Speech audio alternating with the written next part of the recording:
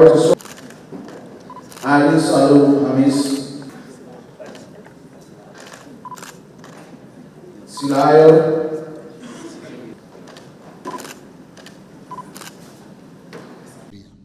Kwa pamoja tuendelee kuijenga Zanzibar yenye mfumo wa sheria unaoaminika, unaotumia teknolojia ya kisasa kwa ufanisi, unaowafikia wananchi wote bila ubaguzi na kwa dhati misingi ya haki, usawa, utu wa binadamu na utawala bora.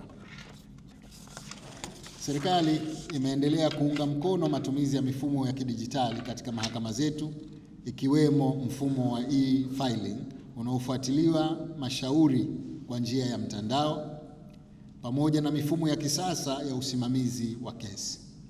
Mageuzi haya yanasaidia kuongeza ufanisi, kupunguza gharama na kurahisisha wananchi kupata huduma za haki kwa wakati. Katika sekta ya sheria na utoaji wa haki, matumizi ya teknolojia ya kidijitali yanaweza kuongeza ufanisi, uwazi, upatikanaji wa huduma kwa wakati, pamoja na kurahisisha mawasiliano na usimamizi wa mashauri.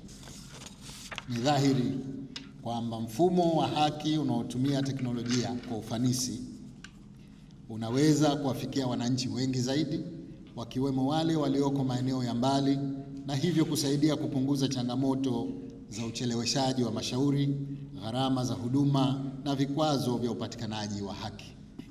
Aidha, teknolojia inaweza kuwa nyenzo muhimu katika kujenga mfumo wa sheria unaoendana na matarajio ya kizazi cha sasa na kizazi kijacho. Natoa wito kwa mawakili wote muendelee kutoa huduma wa msaada wa kisheria bure kwa wananchi wasiokuwa na uwezo, hususan wanawake, vijana na wananchi wa kipato cha chini ambao mara nyingi hukosa uwakilishi wa kisheria kutokana na changamoto za kiuchumi.